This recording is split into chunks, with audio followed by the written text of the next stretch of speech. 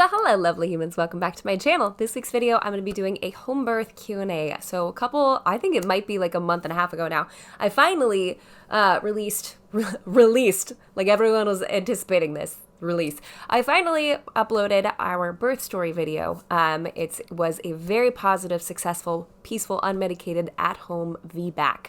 So, and I know there's a lot of mysticism and a lot of scariness that comes with VBACs in general and with home birth. So I thought, why not invite you guys to ask some questions and sit down and answer them with you, because I would love to demystify the process. While this is just my story, and this absolutely does not replace any sort of medical advice, I think it's really helpful to hear positive birth stories, because everything you see from movies to television, the woman is always screaming in pain. Like it's the worst thing that's ever happened to her. And we've created this culture around birth that makes it sound so daunting and so physically overwhelming and mentally overwhelming and emotionally overwhelming that why would one even try? Like that's a lot of the response that I got from people of, oh, you're doing a natural home birth? Like why? My response to that is because that's literally what our bodies were made to do. Everything else is considered an intervention. Are there extreme circumstances where those are necessary? Yes. But are they required? No. So I will answer these questions to the best of my ability with the knowledge that I have, but I highly encourage you, if you are interested in potentially having a home birth or you're considering doing a VBAC, find a care provider that will listen to you and that will understand where you're coming from and that supports you getting this done. They are acutely aware of any sort of potential dangers that you might come across, but are there to support you in what you would like your birth journey to look like. Now, I'd be remiss if I didn't say this. There is no shame in birth. Period. Whether you've had a C-section, that was me. Whether you had multiple C-sections, totally fine. You made a freaking human, okay? You carried it to fruition, if that's what we want to call this process. Yes, you carried it to fruition. You made a human or multiple humans. This is a win. Like, this is something that deserves to be celebrated regardless of how you get there. But the reason that I'm making this video specifically is for those who want to have a home birth. So I'm not here to disparage any other way of birth, okay? That's so not what I want to do. Or for who want to have an unmedicated birth, or maybe want to have a medicated birth but have a physiological birth where they can move their body still and have a lessened epidural to make sure that they can still feel some of this or move around to get baby into the correct position and everything. So we are not here to disparage any form of birth at all whatsoever. I'm just going to highlight what my personal experience has been with unmedicated and at home. But I'm getting in the weeds on this. Let's just jump right into the questions. This person said, I haven't had a baby yet, but I'm hoping to get pregnant this next year, 35. I'm interested in unmedicated birth and hope to find a birthing center in SoCal that's open to different birthing styles and options. My friend has given birth twice at St. Joe's. St. Joseph's does have a great reputation for being a hospital in general. I don't know anything about their birthing department. And while I know they have a big birthing area, she hasn't had the best experiences. Your story is very inspiring that I could do it without pain meds. Listen, anyone can do this. Like, I am not a hero. I am not, like, this is how people have been born for millennia, okay? I am no special human. I am not superhuman. I'm just a mom. And if you got dropped off on an island, the baby would come out. Like, that, just, if you take nothing else away from this video, very likely with no intervention at all whatsoever, that baby would come out of your body. It wouldn't be too big. The shoulder wouldn't get stuck. You wouldn't run into complications with heart decels. The baby would come out. Now, of course, there are always existential circumstances where intervention is required, but most of the time, births are completely fine to happen without any intervention at all whatsoever. So as far as finding a birthing place in the Southern California area, I'm not entirely sure. I had a C-section at Mission Hospital in Mission Viejo. Great experience, but still a C-section, and the recovery was awful. But my doctor was nice. I was also on Medi-Cal at the time because I had no money. One thing I do want to call attention to is your age at 35. Most people say at 35 your risk for having a complicated pregnancy and or birth defects for your baby doubles. What they don't say is that percentage goes from 0.5% to 1%. So you have a 1 in 100 chance now instead of a 1 in 200 chance of something happening. So just I wanted to add that tidbit. Don't take everything that comes out of my mouth as fact. Always research it, but that's what I understand from the birthing lessons that I have taken and the classes that I've taken. Because I had this baby at 35, and I'm not quite sure I'm entirely done, and I feel fully confident that my body will be able to carry and nurture and take care of another baby and birth another baby regardless of my age. Now, if I'm much older, sure, let's take some things into consideration. But it's not like biologically I become decrepit at the age of 35, and neither do you. Jamie gets spicy when we talk about birth. Jamie's got opinions. I'll try to keep it muted. Someone said, "Oh, Jamie, as if I couldn't love you anymore. Thank you so much for speaking out about all these topics and sharing a very personal, special moment with all of us. Planning my second VBAC home birth in December. Yes, babe. And can't wait. Home birth is really so healing. It is. It totally is. If you can get to the space mentally and physically where you're like, hey, I actually think I've got this, you will be shocked. And then you do it and you're like, someone get me a daggum trophy. Like, I get that I have a baby, but I would like a trophy as well. It is radical. It's empowering. I did a couple, like one birthing class with this midwife, but I had done it before, so I didn't really need it. And the gal who was hosting the class was like, hey, what do you look forward to about this birth that you liked about your last birth? And I was like, the empowerment. Because after that birth, after my son's birth, I was like, I can literally do anything. Like, stop me. Try to stop me. So this time around, I couldn't wait to feel that empowerment again of like, holy smokes. I just did that. I did the dang thing. And it wasn't the reason behind it. There's a whole bunch of scientific reasons why I chose a home birth and why I think a home birth and a birth without interventions is the healthiest possible opportunity for the child and for the mother. I think the great side effect that you get afterwards is that feeling of just like, oh my goodness, I cannot believe I just did this. And I would love for all of you to have that feeling if possible. This person said, this video is really great and informative. Currently 16 weeks and wanting a natural birth, ideally water birth, but struggling to know how to advocate for myself when this is my first baby and I'm trusting the medical professionals to inform me of my options. Completely forgetting they look at textbook scenarios and may make decisions based on that. Sure. We're based in England. My partner wants a hospital birth to feel more at ease, which I'm on board with, but worried about making my wishes known when it's not my safe space and maybe made to feel that I don't know best. Definitely wanting to hypnobirth, but not sure when to start that process either. Okay, there is a hypnobirthing class. First of all, the fact that you are wanting to do this with your first baby is radical. So many women will go into this, have a different birthing experience in a hospital, and then go, I never want to do that again. That was wretched. I would love to have a different birthing experience. And then opt for a home birth. That's the story of so many home birthers, is that they had it one way and they just don't want to do that again. So the fact that you're like with your first, you're like gung-ho, let's go, let's party, baby. Like I am so immensely happy for you and I'm so proud. I hear the concern of like wanting to have someone advocate for you. I would strongly consider looking into a hypnobirthing class. Not only do you learn like breathing techniques, not like not like that, but you learn breathing techniques to help your body calm down through contractions, which is wild. And I feel like I could do an entire video on why hypnobirthing is so powerful. But in a majority of the hypnobirthing classes, they explain the science behind what your body is doing. Like why having an unmedicated birth, what happens is with each contraction, by feeling that, by going through the actual physical activity of feeling that, your body releases oxytocin, which is the love hormone. And by having an unmedicated birth, you have more oxytocin being released in your body.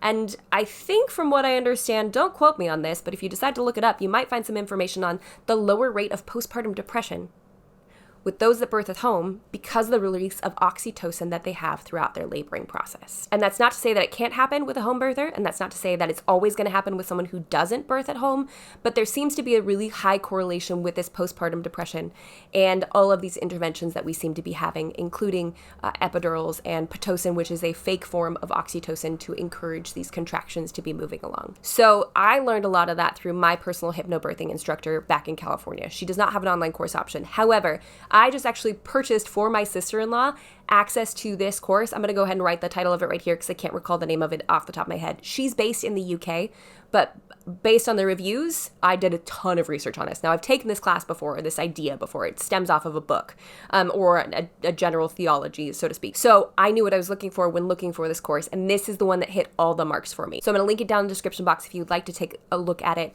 Knowing what your body does, knowing the science behind what your body's doing as you are giving birth is a lot more empowering because then you know, no, my body's got this. Like, it's not this foreign, hey, doctor, please explain to me what my options are, right? It's like, hey, I know my body's doing this. Is this achievable? Is this an option? Can we do this as well?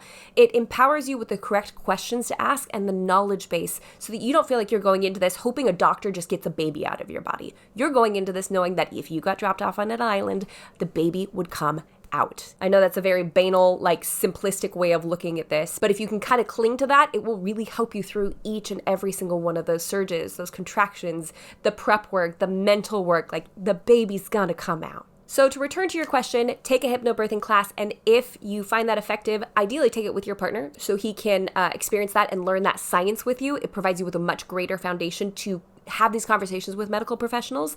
And if you do watch it with him, or he doesn't seem interested, doesn't want to watch it, or he doesn't seem like he'd advocate for you, I highly recommend bringing in a third person and or a doula to help you with that, to stand in the gap for you, to communicate to the medical professionals and to you, and to be that go-between. It's kind of like what I do for a living as a wedding planner. I am the go-between between my client and anything stressful that could be happening on her wedding day, right? Like I will go talk to the photographer or the caterer or whomever is running late, and I will find a way to get that information and kind of like soften it and then bring it gently to the couple so they can still enjoy their experience stress-free. That is what a doula does for you. I have never thought of that analogy until it just came out of my mouth. So, but it's a good one, right? Like it totally works. So if you feel like your partner cannot advocate for you or just doesn't want to do the science, like doesn't quite understand how this works, highly recommend going the route of a doula. It is an additional cost, but if you are really craving this experience, if you really want to make sure that your voice is being heard and you don't want to fight that battle, which I totally get because you were in labor with a baby, consider getting a doula. I got to get a new battery. Baby's back, so it'll be interesting to see how far we can get. Now, there was a very special comment that said, I'm only halfway through this video, but when you started talking about what happens when you are failure to progress at the hospital, that was me with my first. That is exactly what happened, and now I'm 19 weeks pregnant with my second, and I'm doing everything to get the natural birth I wanted this time. So like I said, like so many people experience a different birth the first time around and want something different for the second time around or, consecutive pregnancies. So and I don't say any of this to scare you, but just to prepare you so you know what you could potentially getting into. I don't want you to fear birth. I don't want you to fear what your body's naturally going to do anyways. So anything that I can do to advocate and empower you and lift you up and to make you feel really good about this experience before going into it, like I would love to do that. This person said, I'm about to be a first-time mom in December. I would love more info on all the natural birth stuff, sort of drowning in the overwhelm. Start with a hypnobirthing class. Just start there. It's going to be way better and more effective than I could ever be in any of what I'm trying to teach you. Like, I want everyone to take a hypnobirthing class. Every single person. I don't care what route you end up taking with your labor and delivery. Doesn't matter. It doesn't matter if it ends up in a C-section. Just knowing, like, as a woman, what's going on with your body and being empowered with what's going on with your body is huge. Learn the science behind it. Learn how you can practice hypnobirthing. I cannot believe how effective it was at pain management. Like, I thought it was a bunch of woo-woo, hippy-dippy baloney, okay? When someone was telling me that you could relax your way and breathe your way through contractions and it would hurt less, I was like, you are false, until I did it. And now I just want to highly encourage that y'all check this out and you give it a try too, because it was, you're not going to believe me until you try it. But I was actually able to have a less painful birth both times around because I practiced hypnobirthing. Apparently, I've been neglecting my YouTube subscriptions because I had no idea you were pregnant. Surprise! That was a very short pregnancy for you then, huh? Hi, Jamie. Congrats on the beautiful baby girl. Thank you. I had one of the awful C-sections that you described in the video. Went the exact way you described it. That makes me want to cry, you guys. Like, I just don't want that for you. I would love to have a VBAC the second time around. Any advice on how to prepare the body to attempt that? I've never had a vaginal birth, and that makes me so sad. So I'm so sorry. Like, and this is so common. That's why I brought it up, because I've heard so many birth stories, and I've done so much research onto it. Like, it's so common. And there was a comment earlier that I would love to actually address because it was a reply to someone else's comment. Basically, she said, my first one ended a C-section, birth plan was completely ignored, and I never want to go through that again. Currently pregnant with our second, debating going to a different hospital with a different practice that has a lower C-section rate or having a home birth. So it's nice to hear home birth VBAC stories.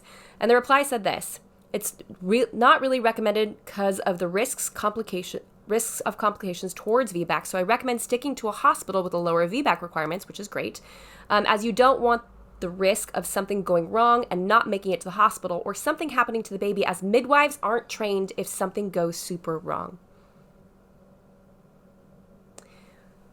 Like, I know this person said this with love and intention, and I agree. If you're going to go into a hospital setting, go to one with a lower rate of C-sections. It's absolutely unreal that for some reason our country is the only country that needs to have, a 50% C-section rate? Absolutely not. We're the only humans on this planet that 50% of us require medical intervention to cut the baby out. Something doesn't add up. Why is this not happening in other countries with very low maternal death rates as well? So the math isn't mathing for me on this one. But to say that midwives aren't trained for what to do when something goes super wrong is so horribly inaccurate and such a disservice to midwives. Now, if you need a C-section, a midwife is not going to perform that service. That needs to be a surgeon because it is a surgery. But when I tell you that it looked like my midwife was moving into my house with the amount of equipment she brought with her, oxygen tanks, IVs, Pitocin, she brought Pitocin in case I should need it afterwards to help with any sort of postpartum extra bleeding to get the uterus to contract and get that to calm down afterwards. My midwives, both of them, were so fully equipped to handle absolutely anything that came their way. In addition to that, whatever they weren't equipped to handle, we had a roadmap mapped out of all the routes that we would take to a local hospital. So if you think for one second that midwives who constantly come under fire for their apparent lack of knowledge in the birthing sphere, that they wouldn't have a backup plan upon a backup plan upon a backup plan for the things that they either don't know how to do or legally can't perform. This is how babies have been born for millennia. So to say that midwife doesn't know what to do when something goes wrong is absolutely false. What you want to do when you are looking for a midwife is look for their transfer rate. How many birthing mamas in their care need to go from a home birth or a birth center birth to the hospital? What's that percentage rate? And I think my last midwife was something like 3 out of the last 100 births had to transfer to a hospital. And they have rules and they have requirements that they have to hit. And if they see any indication that doesn't fall within those requirements, they will transfer, but they will also go with you. So to say that midwives don't know what to do is so unfair. Are they going to perform a C-section? No, they're not a surgeon.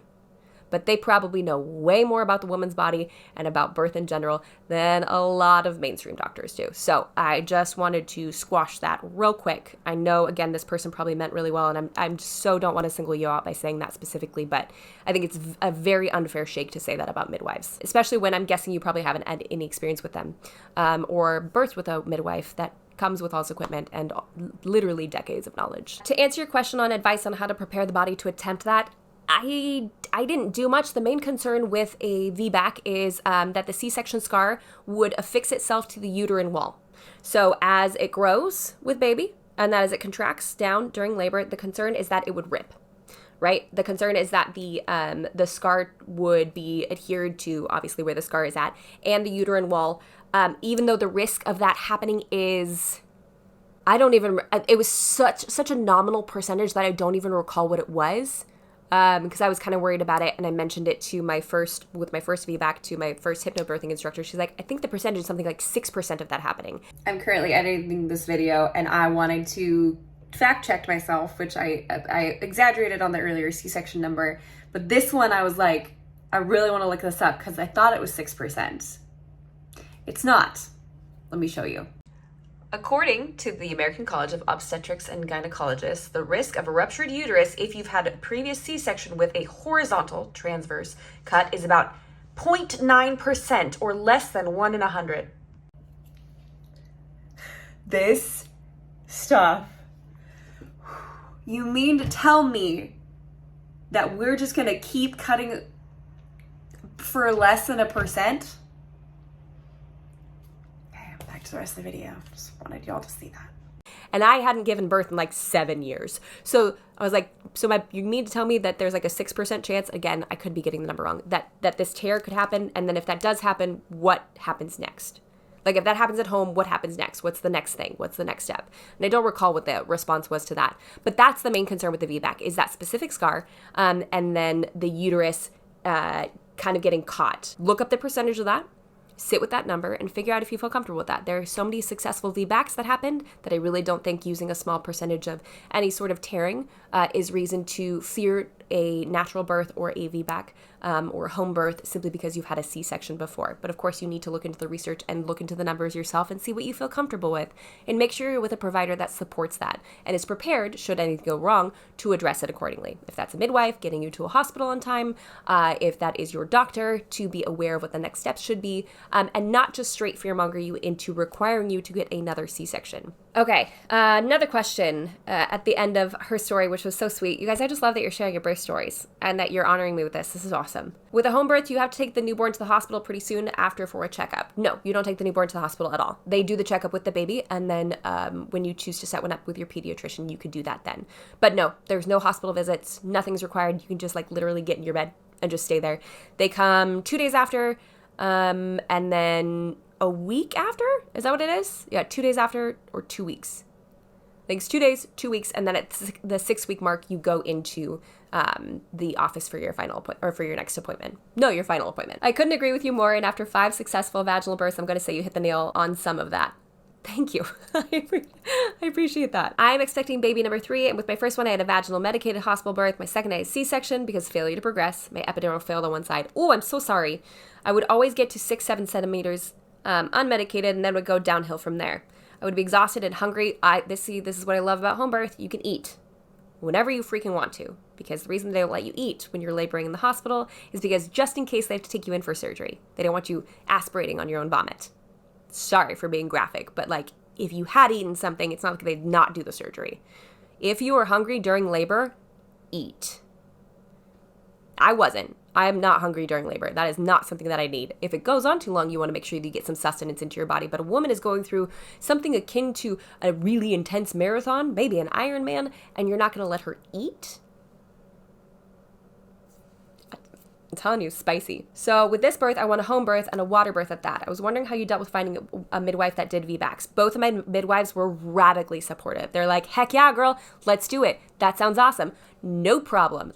They were so supportive. So that wasn't a problem for me to find someone who's supportive of that. And if you find one that isn't, just keep looking, because my guess is you're going to find on this end of the birthing spectrum, they're going to be a lot more likely to want to support that than the more mainstream one. How did you mentally and physically and emotionally prepare yourself for an unmedicated home birth? Also, how do you bring up the idea to your husband, and how do you get him ready for home birth? What did you do for pain management? So mentally, I would say the first time around, I'm just going to keep saying hypnobirthing. Like, it is radical. It made me feel in charge of my body, and it made it so I could breathe through these contractions in a way that I didn't think was possible at all.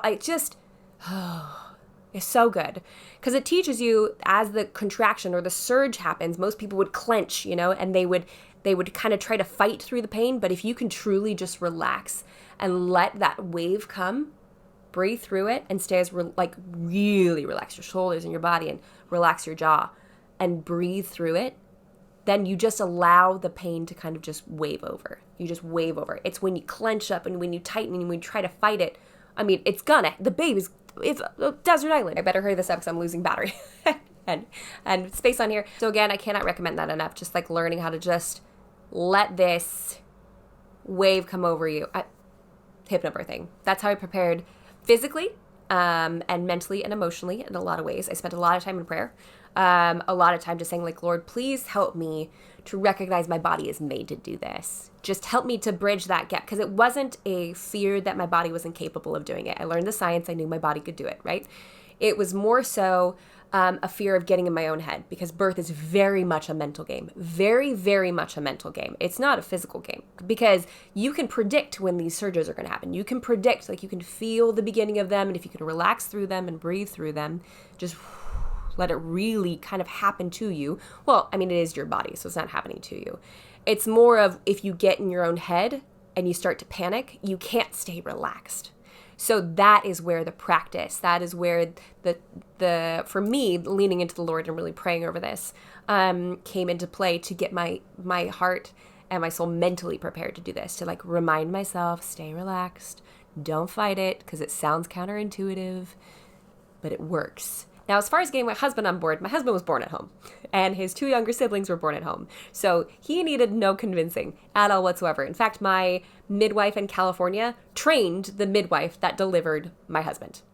She had just been in the business for so long that I think she's now been in it 45 years. Her experience is unparalleled. It was radical to hear that she knew the midwife that birthed my husband, or that was there for the birth of my husband. So he was 100% on board. He's like, let's do it. This sounds great. So I didn't have to talk him into it. He was all for it. That was a no-brainer for us. But I understand that talking a husband into a situation like this always feels a little wonky. Again, I can't encourage enough. Have them attend the hypnobirthing class with you. If you can find a live one in person, do that. If the digital one works better for you, do that. But ask him to be present. Ask him to be there and have conversations about it, and to show up, because I think that husbands and partners in this type of situation really need to be advocates for the mom that's giving birth, because you can't communicate at certain points. You need someone to step in and say, I've got this. I know exactly what you want. Let me speak on your behalf. Because one woman to another, like, we can discuss birth and have great conversations about it. But the second a husband starts speaking about it, my husband is a hardcore advocate of unmedicated home birth. And if you get him started, if I brought him in and he was any part of this video, he would take over the whole thing. I swear to you, he would, because he's become such a passionate advocate of it. So having your husband on board for this is super important for your sake, for your mental health throughout the process of this. Be like, hey, I need you to learn this because I won't be able to speak. I won't be able to talk through these contractions. You know, if we happen to get a nurse who's a little intense, I need you to be able to step in on my behalf and say stop. Again, kind of like what we talked about earlier in the video, if you feel like your husband is not in a place to do that, or wouldn't be a good advocate, or what, it doesn't like confrontation, it doesn't matter. Whatever the case may be, if you hear this and you're like, Jamie, he would never, then that I would highly encourage you to look into a doula who can not only help your body physically get you in the right position, kind of practice a massage on you, but be an advocate on your behalf.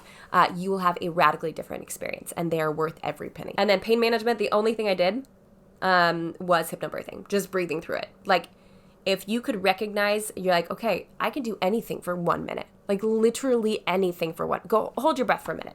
I mean, that one might be a little hard, but I don't know if I could do that. But if you can predict them and it has a natural beginning and end, an ebb and flow, then it doesn't feel as stressful, because you're like, I got this. Like, this is going to end in 10 seconds, right? So if someone counting out loud for you helps, that's fine. For me, it just was like okay, I can feel it coming. Get relaxed. Like, just literally get into position and just let it happen. And sometimes it would require me like closing my eyes. If I was in the ball, I'd kind of rotate. I'd move through the pain. Or if I had my hands on the counter, I'd move my hips back and forth. And just just listening to your body. It's weird because your body will know what to do. All of that rotating, that moving was getting her head further down, getting her head further engaged. And as the contractions are contracting down, pulling the muscles to the top and then pushing down, the uterus is pushing down, it's getting her head further and further engaged. So that rocking that I was inherently doing was getting her in a better position for birthing. So that's why I think it's really important, even if you are having a hospital birth, to have a physiological birth where you can move, that you let gravity work. See if you can get on your knees, even with an epidural. See if you can use a towel to pull, anything like that to help let gravity do half of the work for you. If you can ideally not birth on your back, that would be great. But the ability to move, getting on the ball, rolling, and you can kind of see I'm like even doing it right now. All of those were what I would use for pain management. So when it got to the sharpest peak, if I would have to kind of like, nope, relax, like unclench your jaw. Your jaw is a direct reflection for what's happening down there. So if you're like, then your whole body is clenching. So if you can find a way to, and it's silly, it sounds so silly, but if you can find a way to just loosen that up, it will be a great physical reminder for you to relax your entire body as well. Did you use an app or a course or anything for birth? I think you mentioned hypnobirthing. Was curious if you used anything to help. I did mine in person, did a little follow-up in person, but I highly recommend that course I mentioned earlier. But I also used the Christian Hypnobirthing app. This helped for me specifically because of my faith and because I know I wanted God to be present in this. And I was like, how do I marry these two, right? Because hypnobirthing sounds very woo-woo and very woo-woo. But like, I want to tie this in spiritually. Like, I would love to be able to pray through this birthing experience. What does that look like? So Christian Hypnobirthing was a great resource for me. It was not enough to be a stand-in for a course. So I still recommend that. But as far as practice is concerned, I really like that. There was another gal on YouTube who does some hypnobirthing practice. She's great. Highly recommend checking her out. I think I will leave her in the description if I can remember what her channel is. I totally have more interest about the hypnobirthing and the home birthing, but it's more like I just want to hear your take on them overall rather than specific questions. Well, hopefully that was good enough. Okay, a last question. Is birthing at home less expensive than at the hospital? I had an unmedicated birth at the hospital and loved my experience, but don't love the bill that comes in the mail a few weeks later. My only hospital birthing experience, I was on Medi-Cal because we had no money. At all. And Medi-Cal is a state-funded insurance through California. So I didn't pay anything for my C-section. We paid $5,000 for a birth in California, and I think $5,500 for a birth here in Texas, if that gives you any indication. If you have an insurance provider, you can oftentimes try to run that payment through them. You might need to talk to your midwife about it specifically because I think it depends on how they bill it. This is above my pay grade, but we paid out of pocket for both of them in both those circumstances and it worked out just fine for us. So I do know a bunch of people that have had like $5,000, $10,000, $15,000 births on top of what their insurance have paid. And I shouldn't say a bunch of people, I know of people that has happened to. So I can't quite speak to what's going to be more affordable, but maybe me giving you tangible numbers will help to gauge if that's going to be a feasible option for you. A lot of them have payment plans. And you can pay as you go, which made it a lot more feasible for us in general. I know I kind of opened up a can of worms by talking about some of the things in this video, and it's something I'm passionate about, and I highly encourage that you do a lot more research. Don't just take my word for it. Look into this, deep dive, ask questions, look at the hypnobirthing class. Someone else said, I forgot where it was, and I forgot to answer this question earlier, when to get started with hypnobirthing. Now, right now. Like, there is no time that's too early at all. Get started now. Practice that hypno breathing experience. Get your body relaxed. The more you practice, the better the birth will go. And I guarantee you, the more you practice, the better your birth will go. So get into a hypnobirthing class, either in person or the digital one that I recommend down below. And get your body ready for this. It's just one of those, like, I can't tell you enough how incredible it's going to be, but when you get there, you're going to know. When you get there, when you have this experience, you're going to know. And it just goes to show the amount of stories that are in the comment section of that video that are just like, that was my story. That happened. Failure to progress. Ended up a C-section. Like, so many times this happens. And I'm not, again, there's no shame in birth. I've had a C-section and I have beautiful children because of it. There's no shame in birth. But if you don't want that to be your experience, then I can't recommend researching and looking into this path enough. So that's what we have for this week's video, guys. Thank you so much for stopping by. If there are more questions, I didn't think I'd get this many from the last one, but if there are more, please feel free to leave those in the comment section below. Maybe we'll make another video on this, or maybe I can just directly type up a reply. I'm not sure. But I'm glad you guys are fired up about this. I'm glad you're as excited about this as I am, because, like, it sounds woo-woo and crunchy, but, like, literally it's what we were designed to do. Like, your body was made to do this. You are not defective. You do not need anybody's help. You don't need someone to deliver your baby for you. It's not a pizza. You are awesome, and God created your body to be awesome. None of this is happening to you. This is your body's natural reflex to get a baby out. And it's honestly almost a flawless system. And when intervention is necessary, I totally understand, but you can do this. So, I don't think we're gonna get a lot of subscribers off of a Homebirth Q&A, but if you feel so inclined, jump on down there, hit subscribe, and stick around for the next video. And until next time, bye guys!